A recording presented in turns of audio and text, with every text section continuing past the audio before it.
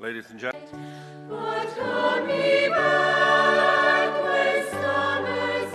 The most important finding of the sequencing of the human genome, which was first done at the end of my presidency, after I spent $3 billion of the American taxpayers' money on it. Best money we ever spent. Over $200 billion of economic activity, vast new discoveries, great new jobs, and you can sequence your genome for $100 or so now. But the most important thing for this gathering is that every non-AIDS-related difference you can see in this room is contained in 1/2 of 1% of our genome. Every single human being on Earth, not 100% descendant from sub-Saharan Africa, which is nearly no Africans. 100%, back to the dawn of humanity.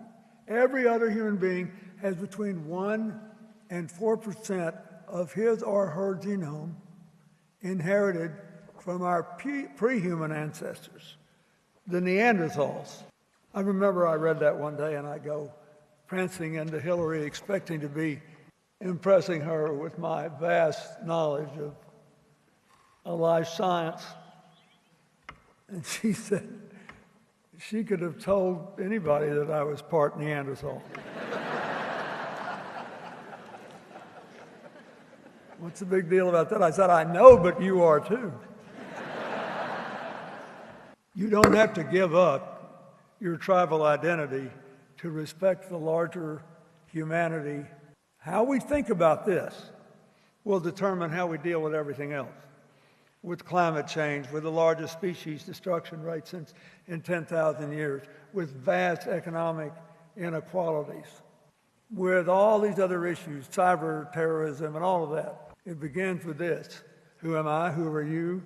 What have we got to do with one another anyway? In that wonderful, blinding moment of bigness that we now know as the Good Friday Accord, and its validation by all the communities, the children of God and humans chose community. Nobody abandoned their tribe. They just lived in the same neighborhood. We must make that choice again. How we think will determine what we do with every other challenge facing it. Because now there are lots of people who think they're less human. Now, given the economic inequalities and the rapid pace of social change and all the upheaval that's going on all over the world and here in Europe, people are reassessing whether what we have in common is more important than our difference. And a lot of people begged to differ. That's really what the Brexit vote's all about. It's, I'm sorry we can't stay together. We had a disagreement. Oh my God, I didn't know I was going to use that customs things and all these economic benefits. Oh, why didn't anybody tell me that? So the world is now in a conflict between whether we should stop our mingling with others at the tribal level or whether communities are better. Whether diverse groups make better decisions and create more wealth and life and opportunity, or homogeneous ones do because they don't push us so hard and we feel more secure.